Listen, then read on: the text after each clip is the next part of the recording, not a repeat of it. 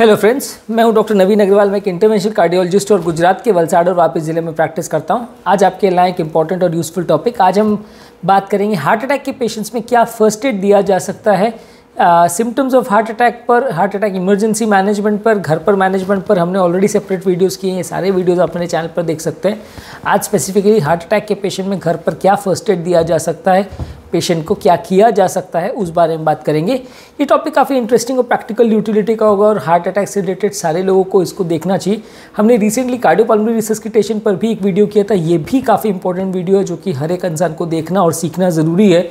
जो लोग के भी घर में कोई हार्ट पेशेंट है, क्योंकि हार्ट पेशेंट्स में बाकी दवाओं का, गोलियों का और ट्रीटमेंट का जितना ज़्यादा रोल नहीं है, उससे कहीं ज़्यादा रोल सीपीआर का है। अगर सीपीआर आपको आएगा तो आप फिर भी पेशेंट को बचाने का कुछ प्रयास कर सकते हो, बाकी दवाओं से तो इफेक्ट हो या ना हो। तो आज हम बात करेंगे फर्स्ट एड क्या करना है हार्ट अटैक के पेशेंट्स पे, घर पर क्या करना है, हार्ट अटैक के सिम्टम्स को कैसे रिकॉग्नाइज करना है, इस बारे में। ये टॉपिक काफ़ी इंटरेस्टिंग और प्रैक्टिकल यूटिलिटी का हुआ, इसलिए रिक्वेस्ट करूँगा कि एंड तक देखें। जो लोग हमारे चैनल पे नए हैं उन्हें रिक्वेस्ट करूँगा चैनल को सब्सक्राइब करें। ऐसा करने से हमें चैनल को कंटिन्यू करने के लिए मोटिवेशन और इंस्पिरेशन मिलती है। जो लोग इस कंटेंट को इंग्लिश भाषा में देखना चाहते हैं उनके लिए रिसेंटली डॉक्टर नवीन अग्रवाल कार्डियो केयर इंग्लिश करके हमने चैनल स्टार्ट किया है। आप उस कंटेंट को इंग्लिश में भी देख सकते हैं। आते हैं आज का टॉपिक पर। आज का टॉपिक है हार्ट अटैक के पेशेंट्स में क्या फर्स्ट एड देनी चाहिए और इमीडिएटली उनको क्या किया जा सकता है। सबसे पहले बात करेंगे सिम्टम्स हार्ट अटैक के। यूजली हार्ट अटैक अगर किसी को आता है तो तेज़ घबराहट के साथ, पसीने के साथ, छाती में सीवियर पेन होगा, छाती में अनकंफर्टेबल लगेगा। पेन हो या नहीं हो ऐसा ज़रूरी नहीं है। 100 में से 10 से 15% लोग को पेनलेस हार्ट अटैक भी हो सकता है। तो इसलिए ऐसा ज़रूरी नहीं है कि हर व्यक्ति जिसको हार्ट अटैक आ रहा है सबको सीवियर पेन होगा। लेकिन हाँ, मेजॉरिटी ऑफ द पेशेंट्स में आपको सीवियर पेन होगा। ज़रूरी नहीं है कि पेन हार्ट लेफ़्ट साइड में तो पेन भी लेफ़्ट साइड पे होगा। गले से लेकर नाभि तक, दोनों शोल्डर में, कंधे में, किसी भी साइड पर पेन हो सकता है। ये पेन काफ़ी सीवियर होता है। ज़्यादातर इसमें पसीना आता है। पसीना अगर माथे पे 2 बूंद पसीना आ गया तो उसकी बात नहीं कर रहे। ज़्यादातर इसमें सीवियर पसीना होता है, पूरे कपड़े गीले हो जाते हैं। अगर ऐसा पेन किसी को भी हो रहा है जिसमें पूरे कपड़े भीग गए हैं तो हार्ट के होने का काफ़ी चांस है। साथ में बाएं हाथ में झुंझुनी होना या बाएं हाथ में पेन का रेडिएट होना काफ़ी कॉमन है, क्योंकि छाती का और लेफ्ट हैंड का डर्मेटोम सेम होता है। तो इसलिए जब छाती में दर्द होता है तो सेम टाइम पे बाएं हाथ में भी लोगों को दर्द हो सकता है। तो ये समझना काफ़ी ज़रूरी है कि ये सिम्टम्स हार्ट अटैक रिलेटेड हो सकते हैं। सेकेंडली, पेशेंट को कई बार छाती में तेज़ जलन का अनुभव भी हो सकता है। ज़्यादातर लोग पेशेंट्स हमने जो देखे हैं वो जलन को एसिडिटी का रिलेटेड जलन मान के इग्नोर कर देते हैं और घर पे डाइजीन इनो लेके उसको कोशिश करते हैं कि उससे उनका पेन और एसिडिटी के सिम्टम्स चले जाएं। पर हार्ट अटैक के पेशेंट में भी छाती में जलन हो सकती है और बहुत तेज़ घबराहट, पसीना होगा, साथ में अनकंफर्टेबल लगेगा। अगर इस तरह का पेन किसी को हो रहा है तो डेफिनेटली उसको हॉस्पिटल जाकर तुरंत एक ईसीजी कराना चाहिए। हार्ट अटैक का इसमें होने का चांस काफ़ी ज़्यादा रहेगा। हार्ट अटैक का पेन यूजली टिपिकली 5 मिनट से लेकर 30 मिनट तक, या कभी कभी सीवियर अटैक है तो 2-3 घंटे तक चलता है। किसी को 5-10 सेकेंड के लिए अगर पेन हो रहा हो या किसी को बहुत घंटे तक अगर पेन हो रहा हो, कई दिनों तक अगर पेन हो रहा हो, तो उसके हार्ट अटैक का होने का चांस कंपैरेटिवली काफ़ी कम है। हार्ट अटैक का पेन का एक टिपिकल ड्यूरेशन है जो कि उसको डिफाइन करता है। अगर बहुत छोटा और बहुत बड़ा ड्यूरेशन का पेन हो रहा है तो उसके हार्ट का होने का चांस कम है। हार्ट अटैक के पेशेंट में क्विक डायग्नोसिस करना बहुत ज़्यादा क्रूशियल है, क्योंकि पेशेंट को हॉस्पिटल पहुँचाने में और नली को खोलने में हर 30 मिनट जो ट्रीटमेंट में डिले होता है, मृत्यु का चांस 7.5% के हिसाब से बढ़ते जाता है। ओवरऑल हार्ट अटैक के पेशेंट में 30% मृत्यु दर होता है और इवन ट्रीटमेंट करने के बाद भी 8 से 10% पेशेंट नहीं बचते हैं। ट्रीटमेंट नहीं करते हैं तो मृत्यु दर 30% तक जा सकता है। 70% पेशेंट हार्ट अटैक के बाद भी ज़िंदा रह सकते हैं। इसलिए ऐसा कोई ना सोचे कि हार्ट अटैक आया तो हर पेशेंट मर ही जाता है, ऐसा कोई ज़रूरी नहीं है। 30% पेशेंट मर जाते हैं। 100 में से 15% पेशेंट हॉस्पिटल तक भी नहीं पहुंच पाते हैं, घर पे ही मर जाते हैं। तो इसलिए हार्ट अटैक के पेशेंट में जल्दी रिएक्ट करना बहुत ज़्यादा ज़रूरी है। बीमारी को आइडेंटिफाई करना बहुत ज़्यादा ज़रूरी है। और जैसे ही आपको ऐसा लग रहा है कि व्यक्ति को हार्ट अटैक हो सकता है तो उसमें आपको तुरंत एम्बुलेंस को फ़ोन करके हॉस्पिटल शिफ्ट करने की तैयारी करना चाहिए।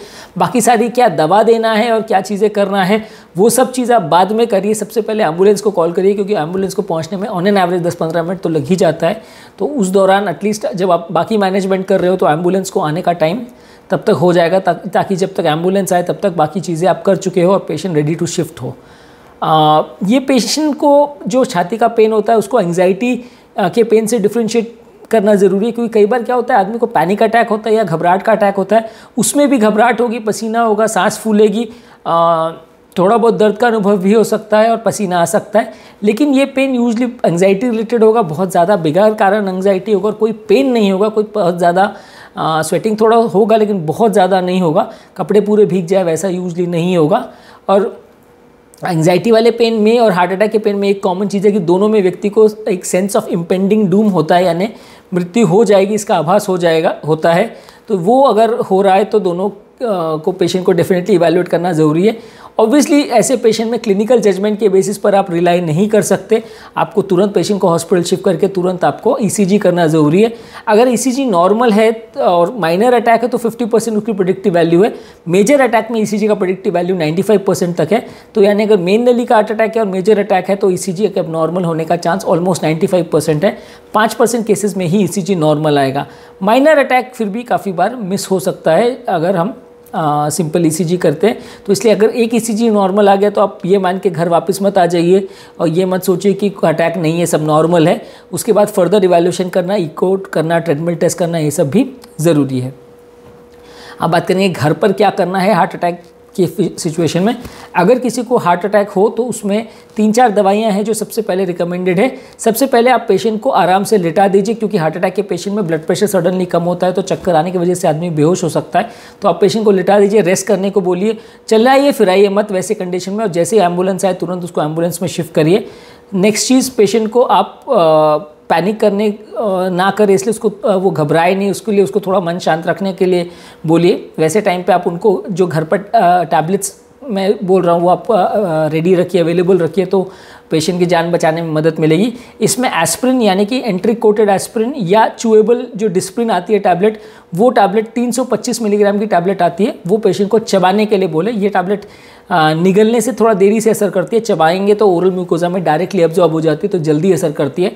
तो डिस्प्रिन का टैबलेट उनको एक चबाने को बोलिए या पानी में घोल के भी दे सकते हैं। सेकेंडली, क्लोपिडोग्रेल टैबलेट जो है वो 300 मिलीग्राम की दी जा सकती है। अगर पेशेंट को ब्लीडिंग रिस्क कम है तो 600 मिलीग्राम लोडिंग डोज भी दिया जा सकता है। 600 मिलीग्राम लोडिंग डोज देने से उसका असर 2 घंटे में हो जाता है, 300 मिलीग्राम देते तो उसका असर 6 से 24 घंटे में होता है। तो इसलिए 300 मिलीग्राम दिया स्टैंडर्ड वही जाता है, लेकिन आजकल कुछ नई स्टडीज़ है जो कहती है कि ज़्यादा डोज अगर पेशेंट को दिया जाए, यानी 300 के बदले 600 मिलीग्राम दिया जाए तो पेशेंट को जल्दी असर करेगा, जल्दी फ़ायदा होगा। नेक्स्ट है अटोरवास्टैटिन या रोजुवास्टैटिन टैबलेट दिया जाता है। इसमें रोजुवास्टैटिन 40 mg, अटोरवास्टैटिन 80 mg का टैबलेट पेशेंट को दिया जाता है। ये कोलेस्ट्रॉल के ब्लॉकेजेस को स्टेबल करता है, प्लाक को स्टेबलाइज करता है, हार्ट अटैक से मृत्यु दर को कम करता है, और अगर उसके बाद पेशेंट को एंजियोप्लास्टी लगती है तो उसमें भी उपयोगी होता है। तो ये तीनों मेडिसिन यानी कि एस्प्रिन, क्लोपिडोग्रेल और स्टैटिन, ये पेशेंट को तुरंत देने की ज़रूरत है। जो ज़बान के नीचे दवा दी जो बोली जाती है, सॉर्बिट्रेट करके जो गोली ज़बान के नीचे रखने के लिए दी जाती है, ये कम्प्लीटली एक मिसकंसेप्शन है कि हार्ट अटैक के पेशेंट में इससे बहुत फ़ायदा होगा। हाँ, अगर हार्ट अटैक के पेशेंट का ब्लड प्रेशर ज़्यादा है और सीवियर पेन हो रहा है तो थोड़ा पेन रिलीफ करने में इससे मदद मिल सकती है। पर हार्ट अटैक के पेशेंट में ज़्यादातर जो नली बंद होती है वो क्लॉट होने की वजह से होती है, और ये इंजेक्शन खाली नली को थोड़ा सा डायलेट करता है, तो इसलिए ये क्लॉट को डिसॉल्व नहीं कर सकता। इनफैक्ट अगर पेशेंट का ब्लड प्रेशर लो हो तो इससे ब्लड प्रेशर कई बार इतना ज़्यादा भी कम हो सकता है कि दवा के साइड इफेक्ट से भी मृत्यु हो सकती है। और कई बार जहाँ डायग्नोसिस सेटल नहीं है कि आपको पता नहीं कि पेशेंट को पेन हार्ट का है कि नहीं, वहाँ पे टैबलेट को लेना कई बार डेंजरस भी हो सकता है। सिमिलरली खून पतला करने की दवाओं का भी यही है कि जो एस्प्रिन, क्लोपिडोग्रेल दवा है ये खून पतला करने के लिए है। समझ लीजिए आपको श्योर है कि हार्ट अटैक है तो डेफिनेटली ये दवा फ़ायदा करेगी, लेकिन बाई चांस पेशेंट को कोई और कारण से पेन हो रहा है, यानी कोई परफोरेशन का पेन है, कोई सर्जिकल प्रॉब्लम्स है, पैनक्रेटाइटिस का पेन है, वो भी सीवियर पेन होता है, कोलिक का पेन होता है, वैसे पेन्स में अगर आप इनको लेते हैं तो दवा से कुछ फ़ायदा नहीं होगा, उल्टा नुकसान भी हो सकता है कि थोड़ा ब्लीडिंग का रिस्क बढ़ जाएगा। अगर पेशेंट को इमरजेंसी सर्जरी लगती है तो कई बार थोड़ा सर्जिकल प्रॉब्लम्स भी बढ़ सकती है। तो इसलिए ये खून पतला करने की दवाई अगर हार्ट पेशेंट है और आपको श्योर है कि उसको हार्ट अटैक है तो देने में ज़्यादा बेनिफिशियल है। अगर आपको श्योर नहीं है और पेशेंट को कोई पेट रिलेटेड प्रॉब्लम है तो बेटर है कि डॉक्टर को डिस्कस करके तभी उन दवाओं को दे तो ज़्यादा अच्छा है। फिर भी अगर आपने दे भी दिया तो इतना बुरा नहीं है, क्योंकि ये दवाई इतना ज़्यादा नुकसान नहीं करती। हाँ, खून को ज़रूर पतला करती है, अगर इमरजेंसी सर्जरी लगती है तो डेफिनेटली कुछ नुकसान कर सकती है, पर अदरवाइज ऐसा इतना ज़्यादा नुकसान नहीं करती है। तो हार्ट अटैक के पेशेंट में अगर आपने इनको दिया तो ज़्यादा नुकसान नहीं है। नाइट्रेट्स वाली गोली हम आजकल ज़्यादा रिकमेंड नहीं करते हैं क्योंकि उसमें बीपी ड्रॉप होने का चांस रहता है, और कुछ फॉर्म्स ऑफ हार्ट अटैक खासकर राइट वेंट्रिकल का अगर इन्फेक्शन होता है तो उसमें बीपी सडनली इतना ज़्यादा ड्रॉप हो सकता है कि दवा की वजह से भी पेशेंट की मृत्यु हो सकती है। तो इसलिए आजकल ये नाइट्रेट्स थोड़ा सा कम यूज़ करते हैं। मैंने तो ज़्यादातर अपने पेशेंट्स को प्रिस्क्राइब करना बंद कर दिया है क्योंकि इसमें कई बार फ़ायदा होने के बदले नुकसान हो जाता है और पेशेंट को प्रॉब्लम्स भी हो जाती है। इसके बाद नेक्स्ट स्टेप में जब आपने ये टैबलेट्स दे दी, एक चीज़ ज़रूर ध्यान रखिए कि पेशेंट अगर कॉन्शियस हो तो टैबलेट दीजिए, अनकॉन्शियस हो तो टैबलेट्स मत दीजिए। पेशेंट को दवा खाने के बाद अगर तुरंत वॉमिटिंग हो गई है और वॉमिट में वो टैबलेट्स निकल गई है तो टैबलेट्स को वापस दे दीजिए। अगर टैबलेट खाने के आधे से 1 घंटे के बाद वॉमिट हुई और वॉमिट में अगर टैबलेट नहीं निकला है तो मे बी आप हाफ लोडिंग फिर से दे सकते हैं या टैबलेट्स वापस से भी फुल लोडिंग भी दे सकते हैं। पर अगर वॉमिट हो गया तो आपको ध्यान रखना है और मान के चलना है कि टैबलेट वॉमिट में ज़्यादातर केस में वापस बाहर ही निकल जाएगी, खासकर अगर वॉमिट आधे 1 घंटे के अंदर अगर होती है तो वैसे केस में आपको टैबलेट्स वापस से पेशेंट को देना पड़ेगा। अगर पेशेंट को टैबलेट्स लेने के बाद बहुत ज़्यादा कुछ और प्रॉब्लम हो रही है, चक्कर कमजोरी वगैरह हो रही है या पेशेंट कॉन्शियस नहीं है तो उस टाइम पे आपको टैबलेट्स नहीं देना है। अगर अनकॉन्शियस हो गया पेशेंट तो आपको तुरंत कार्डियक मसाज यानी कार्डियोपल्मोनरी रिसस्सिटेशन चालू करना है। उस समय आपको कोई टैबलेट्स पेशेंट को खिलाने की कोशिश नहीं करनी है क्योंकि अनकॉन्शियस पेशेंट में आप अननेसेसरी टैबलेट्स खिलाएंगे या पानी पिलाएंगे तो सांस की नली में जाने का चांस ज़्यादा है, जिससे दवा देते टाइम दवा से कुछ फ़ायदा तो नहीं होगा, उल्टा पेशेंट की पानी सांस की नली में जाने की वजह से तुरंत मृत्यु हो सकती है। तो ऐसे केस में पेशेंट होश में हो तो ही आप दीजिए, अदरवाइज ये चीज़ें मत करिए। जितना जल्दी हो पेशेंट को हॉस्पिटल शिफ्ट करने का प्रयास कीजिए। पेशेंट को लिटा कर रखिए ऐसे टाइम पर, और अगर उसको चक्कर वगैरह आ रहे हैं या बीपी ड्रॉप हो रहा है या सांस का लेने का पैटर्न बदल रहा है, गैस्पिंग रेस्पिरेशन कर रहा है, गहरी गहरी सांस ले रहा है, तो इसका मतलब पेशेंट का हार्ट बंद हो रहा है। तो वैसे समय में तुरंत कार्डियक पल्मोनरी मसाज कीजिए। सीपीआर संबंधित हमने ऑलरेडी एक वीडियो किया जो कि आप मेरे चैनल पर देख सकते हैं, उसमें बेसिक स्टेप सीपीआर का कैसे होता है हमने वो डिस्कस किया है। तो वो चीज़ को समझना बहुत ज़्यादा ज़रूरी है क्योंकि जो दवा हम दे रहे हैं उससे भले पेशेंट की जान बचे नहीं बचे, लेकिन सीपीआर एकमात्र चीज़ है जिससे पेशेंट को एम्बुलेंस आने तक आप पेशेंट की जान को बचा सकते हैं और पेशेंट का कोमा में जाना आप काफ़ी हद तक बचा सकते हैं। क्योंकि हार्ट अटैक के पेशेंट में जब हार्ट बंद होता है तो 3 मिनट के अंदर पेशेंट का ब्लड सप्लाई ब्रेन का बंद हो जाता है, पेशेंट का ब्रेन परमानेंटली डैमेज हो जाता है। ऐसे दौरान अगर आप कार्डियोपल्मोनरी रिसस्सिटेशन करते रहें तो ब्रेन में लगभग 40% जितना ब्लड फिर भी जाता रहता है, तो पेशेंट कोमा में नहीं जाएगा, कुछ देर तक और सस्टेन करेगा।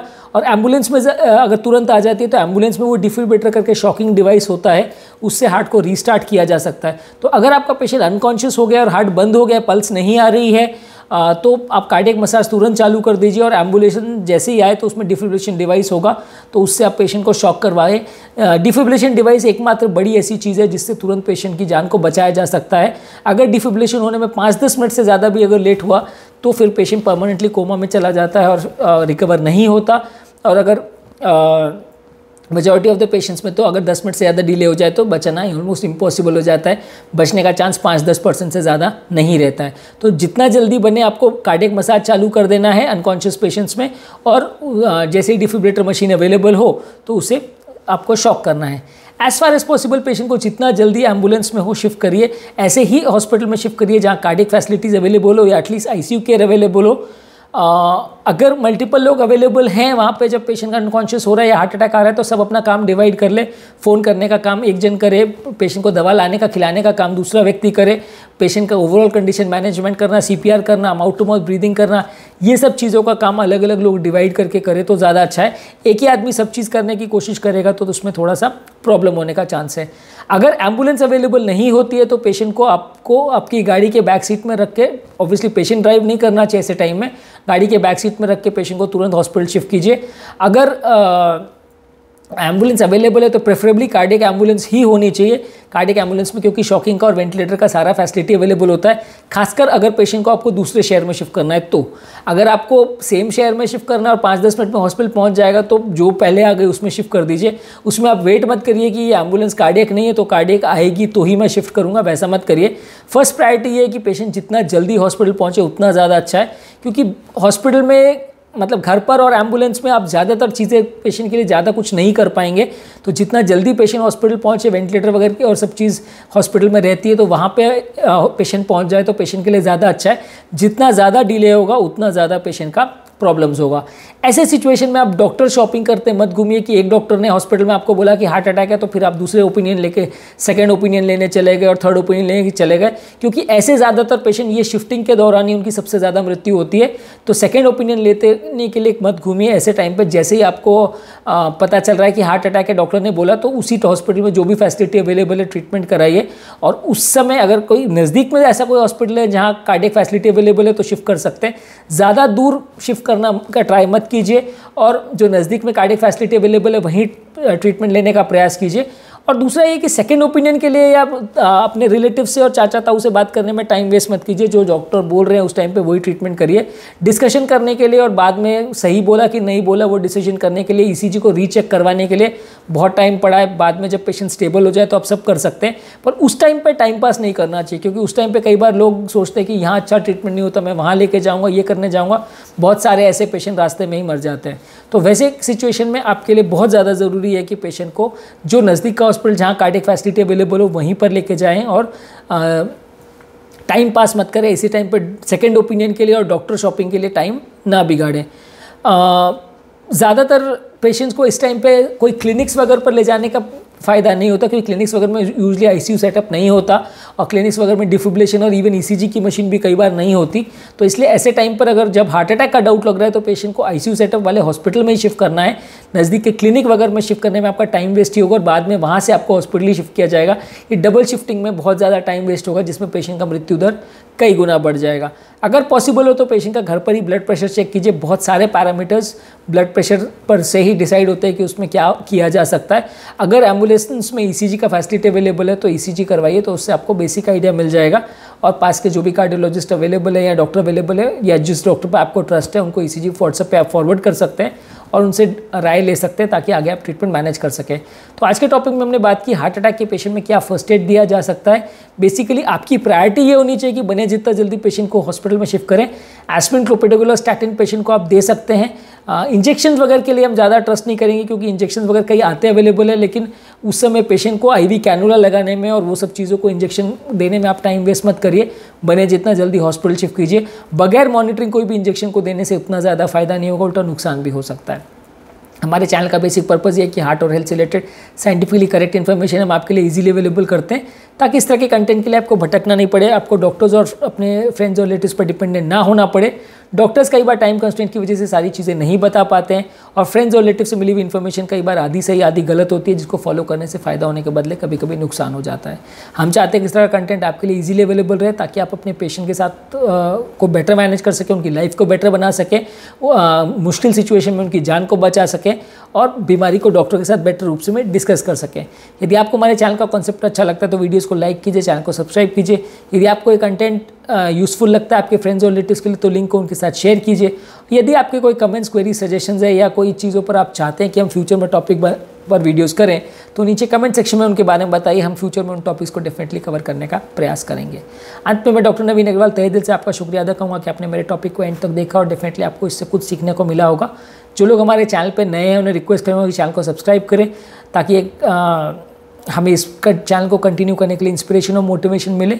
और जो लोग इस कंटेंट को इंग्लिश भाषा में देखना चाहते हैं उनके लिए रिसेंटली डॉक्टर नवीन अग्रवाल कार्डियो केयर इंग्लिश करके हमने चैनल स्टार्ट किया है, आप उस कंटेंट को इंग्लिश में भी देख सकते हैं।